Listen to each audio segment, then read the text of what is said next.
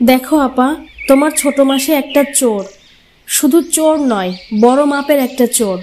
এমন চোরকে আমি আমার সংসারে জায়গা দিতে চাই না আপা।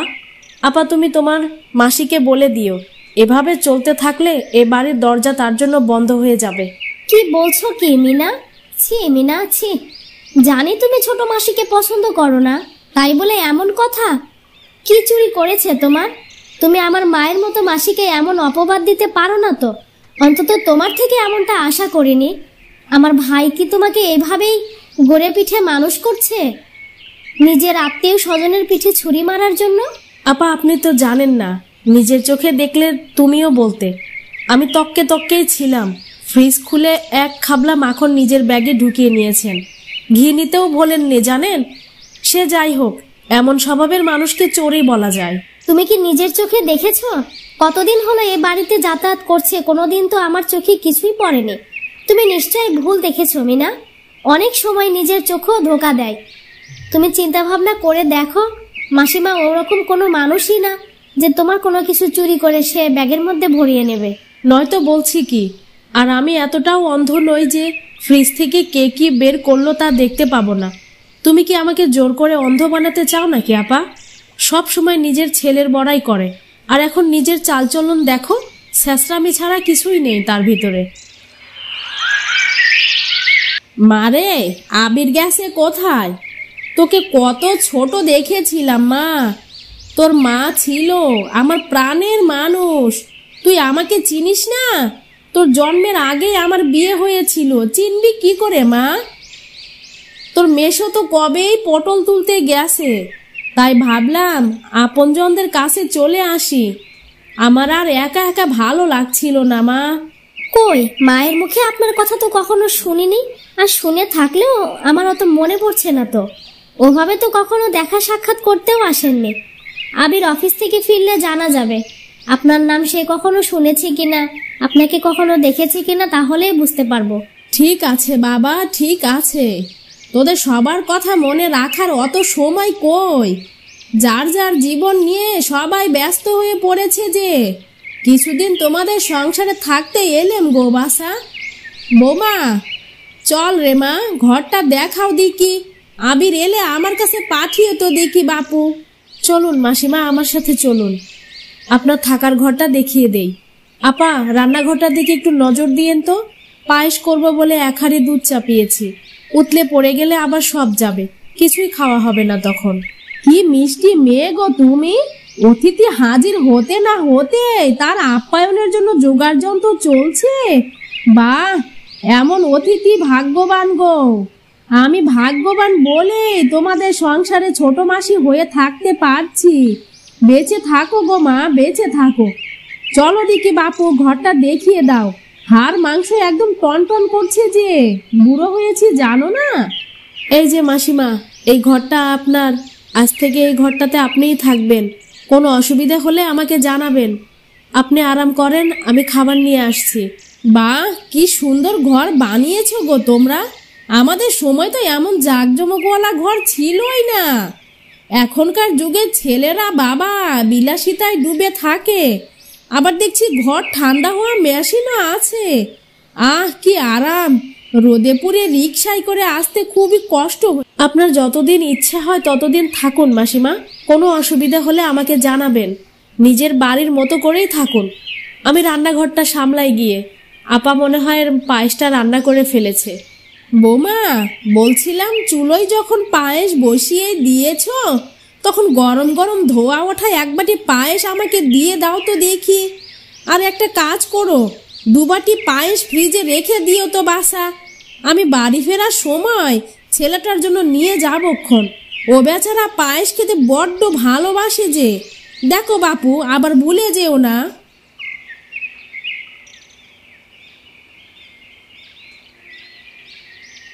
আমার ছেলে রিজু অনেক বড় চাকরি করে গো। তোমরা তো শুধু একটি রুমেই মেশিন বসিয়েছো, ঠান্ডা মেশিন। আর আমার ছেলেটা রান্নাঘর ছাড়া বাকি সব ঘরে ঠান্ডা মেশিন বসিয়েছে। কি যে আরাম লাগে, ঘর থেকে বের হতেই মন চায় না। বৌমাটাও হয়েছে তেমন, ঘরের ঠান্ডা মেশিন এক মুহূর্ত বন্ধ করে না যে। আপনার ছেলের তো তাহলে অনেক টাকা পয়সা মাসিমা। এত টাকা পয়সাওয়ালা ছেলের মা হয়ে কষ্ট করে রিকশায় আসলেন কেন? একটা গাড়ি ভাড়া করে আসতে পারতেন তো।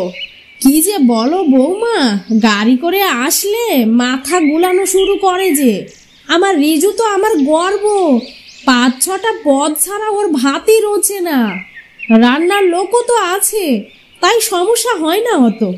ও আর আমার বৌমা দুজনেই ব্যস্ত থাকে যে, সময়ই পায় না আমাকে সময় দেওয়ার মতো। তবুও সংসারটা চালায় খুবই চমৎকার ভাবে। বৌমা, তুমি বাড়ির সব কাজ একাই সামলাও কি করে বাপু? একটা রান্নার লোক রাখলে তো আর কষ্ট হয় না। আবিরকে ফোন করে বলবো ক্ষণ, কি এমন চাকরি করিস যে বৌমাকে একটা কাজের মানুষ রেখে দিতে পারিস না? আবার শুরু হয়ে গেল ছেলের প্রশংসা। একটু সুযোগ পেলে নিজের ছেলের ঢোল পিটাতে শুরু করে দেয়। কানের কাছে অসহ্যকর প্যানপ্যানানি আর ভালো লাগছে না। এই যে বৌমা, তুমি এখানে? তোমাকে সারা বাড়ি হন্যি হয়ে খুঁজছি যে, তবুও পেলাম এই ভাগ্যি। এখন বলো তো মা, মাখন রেখেছো কোথায়? একটুখানি মাখন হলে বেশি ভালো হতো মা। রুটি দিয়ে মাখন খেতে বেশ লাগে যে। ফ্রিজের ওপর ডান দিকের তাকের কোনায় রাখা আছে। আপনি এখানে দাঁড়ান, আমি এনে দিচ্ছি। সবকিছু আবার এলোমেলো করে ফেলবেন যে। মাসিমা, মাছ ভাজাটা উল্টে দিন তো, না হলে পুড়ে কয়লা হয়ে যাবে। আমি মাখনটা এনে দিচ্ছি। আরে বৌমা, তুমি কেন কষ্ট করতে যাবে মা? আমি নিয়ে নিচ্ছি, তুমি রান্নাঘরে কাজ করতে থাকো। সামান্য একটু মাখনই যদি নিজের হাত দিয়ে নিতে না পারি, তাহলে আমি কিসের মানুষ হলাম বাপু? না হয় একটু বুড়ি হয়েছি, তাই বলে কি হাঁটা চলাফেরা করাও বারণ নাকি? ছোট মাসি, আপনি এটা কি করলেন দেখি? এটা করা কি আপনার মতো মানুষের পক্ষে সম্ভব? যা করলেন মোটেও কিন্তু ভালো হলো না। আরে না রে মা, না, ভুল বুঝিস না রে মা। আমি তো শুধু একটু আলাদা করে রাখছিলাম, নিজের জন্য না, পরে খাওয়ার সময় যেন সহজে বের করতে পারি, তাই রেখেছি। এত মনে সন্দেহ নিয়ে চললে হয় নাকি বাপু? কিন্তু আমি তো দেখলাম পুরো মাখনের কৌটোটাই ব্যাগে ঢুকে গেল। তাকের ওপর থাকলে কি পেরে খেতে অসুবিধা হতো? অন্যজনের দরকার পড়লে তো সে খুঁজেই পাবে না। বাবা গো বাবা, কি তীক্ষ্ণ চোখ রে তোর! থাক বাবা, আমি এক্ষুনি ব্যাগ থেকে কৌটোটা বের করে রেখে দিচ্ছি। খেলাম না বাপু তোমাদের মাখন ঘিয়ে ভাজা পরোটা। বউ তো নয় যেন রায় বাঘিনী। আবিরকে ফোন করে বলে দিও, তোর ছোট মাসি ভীষণ কষ্ট পেয়ে বাড়ি থেকে চলে গেছেন। আচ্ছা, যা হবার তাই হয়েছে। এখন তুমি যাও তো, হাতের বাকি কাজগুলো সেরে ফেলো। আবিরকে আবার এ কথাগুলো ফোনে বলতে যেও না। বেচারা সবসময় অফিসের কাজে বাইরেই থাকে। আর তাছাড়া ছোট মাসিকে সে আমাদের মায়ের মতনই ভালোবাসে। ছোট মাসি এবার এলে আমি কথা বলে নেব। মুরব্বী মানুষ, তাকে তো দূরছেই করতে পারি না। আর আবিরকে এগুলো বলে তার মনটাও খারাপ করে দিতে চাই না। ঠিক আছে আপা, তাহলে আর কিছুই বললাম না আপনার ভাইকে। চলুন, গরম ভাত ঠান্ডা হয়ে গেল, তবুও তো কথা শেষ হলো না। তাতানকে আবার স্কুল থেকে আনতে হবে। আচ্ছা আপা, ছোট মাসির ছেলের তো বিরাট অবস্থা। একদিন তাদের বাড়ি থেকে ঘুরে এলে কেমন হয়? সে তো ছেলের প্রশংসায় সবসময় পঞ্চমুখ হয়ে থাকে। কথাটা তো মন্দ বলনি মিনা। ছেলের প্রশংসায় তো মাসিমা একদম পঞ্চমুখ। এবার এলে তার বাড়িতে যাওয়ার কথা বলবো, দেখি সে কি বলে। আমার রিজু কিন্তু এমন নয় বাসা। বৌমা কোনো কিছু চাওয়ার আগেই মুখের সামনে সব হাজির হয়ে যায়। আমার ছেলে বৌমাকে কোনো কষ্টই পেতে দেয় না। কি নেই বাড়িতে? সব আছে। দেখো তোমাদের সোফাটার কি সিঁড়ি, কত শক্ত। কিন্তু আমার ছেলের সোফায় বসলে মনে হয় ডুবে যাচ্ছি তুলোর মধ্যে। এত নরম সোফা আগে কোনো দিনও দেখিনি কারো বাসায়। তোমার তো বাপু নিজের হাতেই সব করতে হয়। কি যে বলেন না মাসিমা, নিজের কাজ নিজে করার মধ্যেই শান্তি। আমরা সবাই মিলে বাড়ির কাজ করি, এতে কারো কোনো চাপ হয় না, কষ্টও হয় না। কাজ কাম করলে নিজের শরীর স্বাস্থ্য ভালোই থাকে। কাজের মানুষের ওপর অত নির্ভর করে থাকলে সংসার চলবে? তোমার বাপু ছোট সংসার, ছোট ঘর, জিনিসপত্রও তো তেমন নেই। যাই হোক, আমার ছেলে রিজুর মতো কোনো কিছুই নেই যে তোমাদের। কি করো তোমরা? খালি খাও আর বিলাসিতায় ডুবে থাকো নাকি? সংসারে কি লাগে সেগুলো মেয়ে মানুষদেরই তো জানা দরকার। তুমি মেয়ে মানুষ হয়েছো, ঘরে কি লাগে না লাগে এগুলো যত্ন আত্তি করে কিনবে না?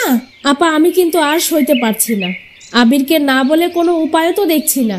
ছোট মাসির কাজকাম দিন দিন আরও সন্দেহজনক লাগছে। আজ চাল চুরি তো কাল মাখন চুরি, দিনের পর দিন উনি সংসারের অনেক কিছুই ব্যাগের মধ্যে ঢুকিয়ে রাখছে।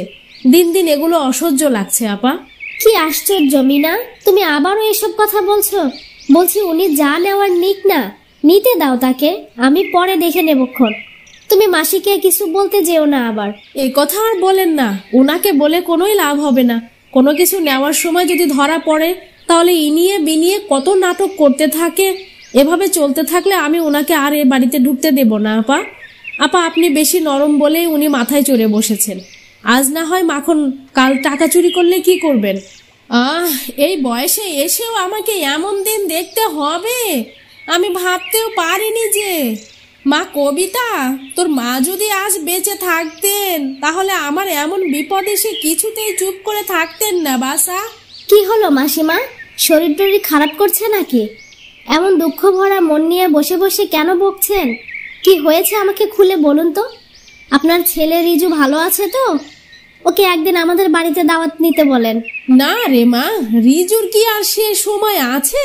ওর কত ব্যস্ততা, কত বড় চাকরি করে। একটুখানি সমস্যায় পড়ে গেছি। রিজুর মেয়েটা, মানে আমার নাতনিটা, আমার কাছে দামি আইসক্রিম খেতে চাইছে। বলো দেখি আমি টাকা পয়সা কোথা থেকে পাবো? তুই বল মা, নাতনি একটা দামি আইসক্রিমই খাবে, সেই টাকাটা কি আমি ছেলের থেকে চাইতে পারি? ছেলে কি বলবে? মা আমার কত ছোট লোক না। ও আর কি বলবে? আপনি বরং যখন বাড়ি ফেরেন তখন আমার থেকে কিছু টাকা নিয়ে যায় আপনার নাতনিকে একটা আইসক্রিম কিনে দিয়েন, তাহলে দেখবেন আপনার নাতনি বেশ খুশি হয়ে যাবে। এইটুকু নিয়ে মন খারাপ করার কিছু হলো? আমি আছি তো। আমাকে বাঁচালি রে মা। মা রে, যাওয়ার সময় রিক্সা ভাড়াটা একটু বেশি করে দিয়ে দিস তো দেখি। আজকালকার রিক্সাওয়ালারা হয়েছে বাপু তেমনই, একা মুরব্বী মানুষ পেয়ে যা ইচ্ছা তাই ভাড়া হাঁকিয়ে বসে থাকে। এদের তাপে টেকাই যেন দায় হয়েছে। একা মানুষ পেয়ে যেখানে সেখানে নামিয়ে দেয় হুট করে, জানো? কেন মাসিমা, আপনার ছেলে কি আসার সময় ভাড়াটাও দিয়ে দিতে পারেনি? মায়ের প্রতি এমন অবহেলা কোনো ছেলের বউ করতে পারে? তুমি বাপু আমার ছেলেটার পিছনে কেন লেগেছো বলো তো দিকি? ছেলেটা কত করে বলে গাড়ি করে যাও, গাড়ি করে যাও। আগেই তো বলেছি, বদ্ধ কাচের মধ্যে দম ফেলতে পারি না যে। আমি আজই বাড়ি ফিরতে চাই বাসা। তুই বরং আমাকে টাকাটা এক্ষুনি দি, বেশি দিতে হবে না। রিক্সা ভাড়া সহ মাত্র 5,000 দিলেই হবে। বলছি, একটা আইসক্রিমের দাম বড়জোর 500 টাকা। আপনি এত কেন চাইছেন মাসিমা? দেখো আপা, ছোট মাসির নিশ্চয় কোনো রহস্য আছে। যাওয়ার আগে মাখনের কৌটো, চাল আর আলুগুলোও রেখে যায়েন মাসিমা। এগুলো আবার নিয়ে কি করবেন? রিক্সা ভাড়া বেশি দিতে হবে না? আর এগুলো যদি আপনাকে নিতেই হয় তাহলে আপনার ছেলেকে বলেন একটা গাড়ি পাঠিয়ে দিতে।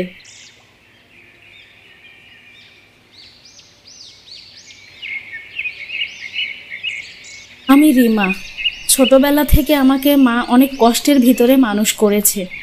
আমি ভালোবাসার স্বপ্ন দেখেছিলাম, কিন্তু তার পরিবর্তে পেলাম বিশ্বাসঘাতকতা।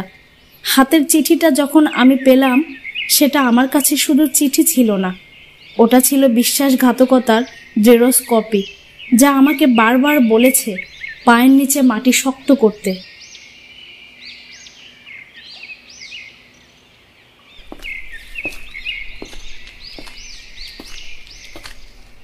মা শুনছো?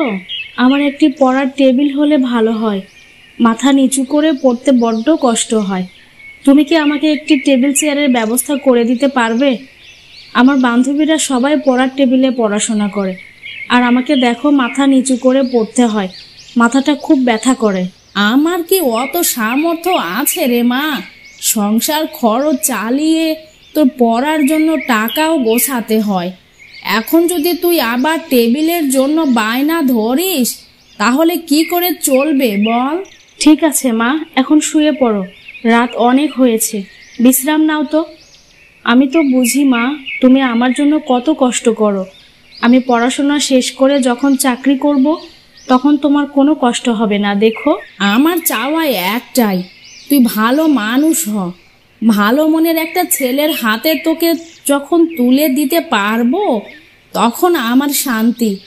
জীবনে কষ্ট তো কম করিসনি।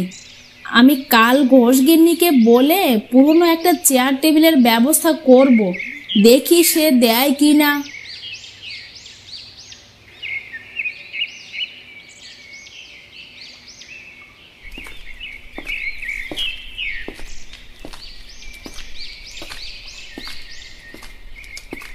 এই রিমা, শিমুলকে তোর কেমন লাগে রে? বেশ কিছুদিন ধরে দেখছি শিমুল তোর জন্য রাস্তায় দাঁড়িয়ে থাকে। আমাকে বলেছে তোর সাথে নাকি তার খুব গুরুত্বপূর্ণ কথা আছে। আজ বাড়ি ফেরার পথে কথা বলে নিস, ঠিক আছে? কেমন আবার লাগবে? আমার কাছে তো ভালোই লাগে, কিন্তু তার সাথে কথা বলার মতো সময় আমার নেই। গ্রামের মানুষ যদি দেখে আমি তার সাথে কথা বলছি তাহলে কেলেঙ্কারি হয়ে যাবে, বুঝিস না? এ দেখবে, তুই একবার কথা বলে দেখিস কি বলে। আর তাছাড়া দেখতে শুনতে তো বেশ ভালোই আছে। শুনেছি শিমুলের বাবা কেউ বেঁচে নেই, এখানে খালার কাছেই বড় হয়েছে। এমন একটা ছেলেকে কি করে তুই অবহেলা করবি শুনি? এই রিমা, শুনছো? একটু দাঁড়াও, তোমার সাথে আমার কথা আছে। কিরে রিমা, শিমুল তোকে ডাকছে রে। তুই তো দেখছি লজ্জায় লাল হয়ে যাচ্ছিস। মুখে বলিস তুই এসবের মধ্যে নেই, কিন্তু এখন তো দেখছি লজ্জায় চুপসে যাচ্ছিস। তোরা কথা বল, আমি চলি।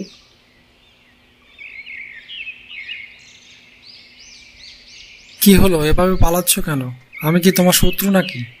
তোমার কি মনে হয় আমি বাঘ না ভাল্লুক? ভয়ে পালিয়ে যাচ্ছ যে? দাঁড়াও, কথা বলি। এভাবে রাস্তার মাঝে ডাকাডাকি করা ভালো না, কিন্তু লোকে দেখলে বাজে কথা ছড়াবে। যা বলবেন দ্রুত বলেন, এখানে বেশিক্ষণ দাঁড়িয়ে থাকা আমার পক্ষে সম্ভব না। আচ্ছা আচ্ছা, রাগ করো না। আমি শুধু বলতে চাইছিলাম তোমার সাথে আমার কথা বলতে খুব ভালো লাগে। মানে আমি তোমাকে আমার জীবন সঙ্গী বানাতে চাই। তুমি চাইলে এটা সম্ভব হবে। আমি এখন আসছি।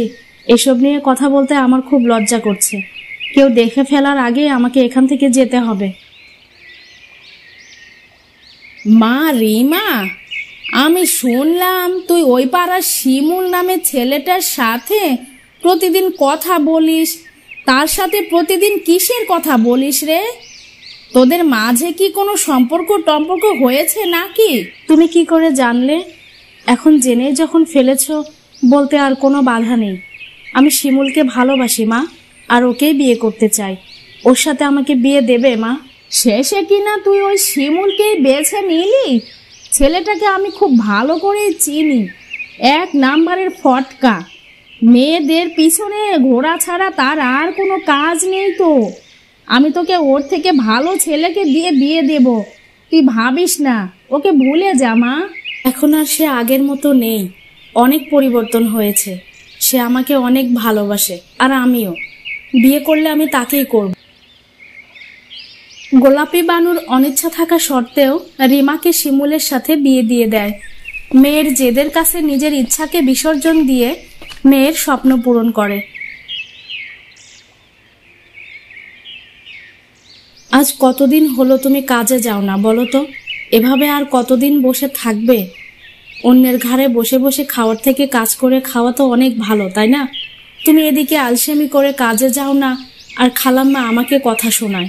তুমি কথা শোনো না কেন? তোমার মা তোমাকে টাকা পয়সা দিলেই তো একটা ব্যবসা শুরু করতে পারে। এখন কাজ কি এত সহজ? তোমার মাকে বলো কিছু টাকার ব্যবস্থা করতে। প্রতিদিন তোমার এমন টাকার পেঁচাল শুনতে ইচ্ছা করছে না আমার। খালাম্মা রান্না করার জন্য ডাকছে। ঘর থেকে বের হলেই তো আবার তার ভাষণ শুরু হবে। মায়ের কথা শুনে যদি পড়াশোনাটা চালিয়ে যেতাম সেটাই ভালো হতো। বলি, আমার কি গোলা ভরা ধান আছে যে তোমাদের বসিয়ে বসিয়ে খাওয়াবো? তোমাদের জন্য অনেক করেছি, আর কিছু করতে পারবো না। সুন্দর ছেলে দেখেছো, অমনি গলায় ঝুলে পড়েছো। ছেলের কাজ কি সেটা দেখারও সময় পাওনি। আমি কি করব খালাম্মা? ও বিয়ের আগে বলেছে অনেক ভালো চাকরি করে, ভালো বেতন পায়, আমাকে নিয়ে আলাদা থাকবে, কিন্তু এখন দেখছি সব মিথ্যা ছিল। তুমি আবার কি করবে শুনি? লোভে চোখটা চকচক করে উঠেছিল যে, এখন তো আবার একটা মেয়েও জন্ম দিয়েছো। খালাম্মা, আমি গোয়ালঘর পরিষ্কার করতে যাচ্ছি। শিমু কান্না করলে ওরে একটু ধরেন। আর খালাম্মা, আজ আমার মা এলে তার সাথে গিয়ে কিছুদিন থেকে আসব। রোজ রোজ এত টেনশন আমার আর ভালো লাগে না। যদি মায়ের কাছে গিয়ে একটু মাথাটা ঠান্ডা থাকে। তোমার মা এলেই তার সাথে চলে যেওক্ষণ, আরে বাড়িতে ফিরে এসো না। তোমার অকর্মা স্বামীটাকেও সাথে করে নিয়ে যেও। এতদিন আগলে রেখেছিলাম, আর পারবো না।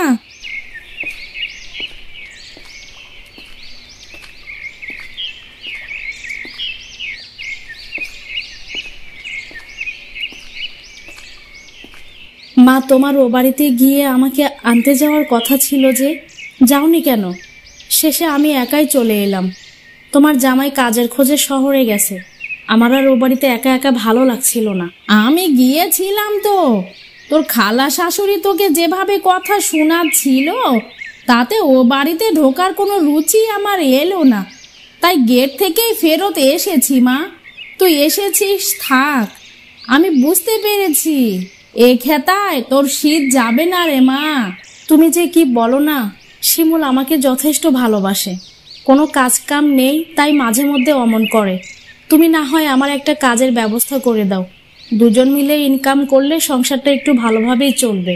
ভেবেছিলাম তোকে পড়াশোনা করিয়ে ভালো ঘরে বিয়ে দেব, কিন্তু দেখ আজ কি হলো।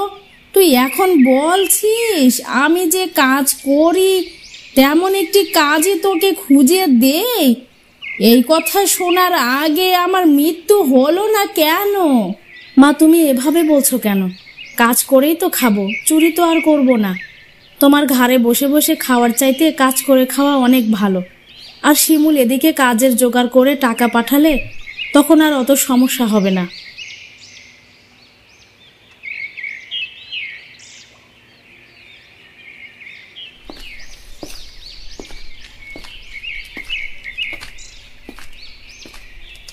কি রে মালা, তুই এই অসময়ে এদিকে চলছিস কোথায়? কতদিন পর তোর সাথে দেখা। বিয়ের পর থেকে তো তোদের কারোর সাথে দেখাই হয়নি। তমা এখন কোথায় আছে রে? ওকে খুব মনে পড়ে। তুই মনে হয় এখনো কিছুই জানিস না, তাই না? আমি তো তোর কাছেই যাচ্ছিলাম, রাস্তায় পেয়ে ভালোই হলো। তা তুই এদিকে যাচ্ছিস কোথায় শুনি? এই কথা আর বলিস না রে। শিমুল শহরে কাজের খোঁজে বেরিয়েছে। কবে কাজ পাবে তার ঠিক নেই। প্রতিদিন মেয়েটার দুধ লাগে, মা আর কত সামলাবে বল।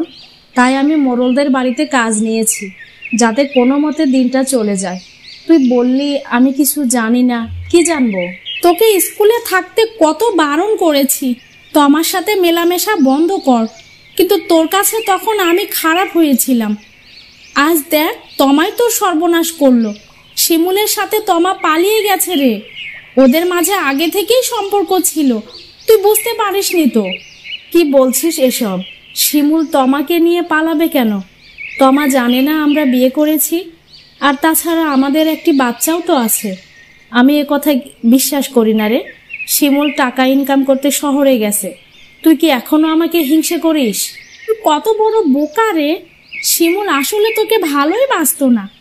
ও তোমার সাথে বাজি ধরে তোর সাথে সম্পর্কে জড়িয়েছে। আর হিংসের কথা বলছিস? হিংসে তো করতো তোকে তমা। তুই ওর থেকে পড়াশোনায় ভালো ছিলি তো, এটা তার সহ্যই হতো না, সেজন্য এমন ফোন দিয়ে এঁটেছে রে। তোর বিশ্বাস না হলে এই চিঠিটা পড়ে দেখ, সব বুঝতে পারবি তারা তোর সাথে কত বড় প্রতারণা করেছে। রিমা, তোমাকে আজ একটা সত্য কথা জানতেই হবে। আমি আসলে তোমাকে কোনোদিনও ভালোবাসিনি। আমার হৃদয়টা সবসময় অন্য কারো ছিল। তোমার সবচেয়ে কাছের বান্ধবী তোমার জন্য ছিল। আমি প্রথম দিন থেকেই তোমাকে ভালোবেসেছি। শুধু সেই ছিল আমার প্রকৃত ভালোবাসা। কিন্তু হঠাৎ করে কি থেকে কি হয়ে গেল, পরিস্থিতির কারণে তোমাকে বিয়ে করতে হলো। কিন্তু আমি এটা কখনোই চাইনি।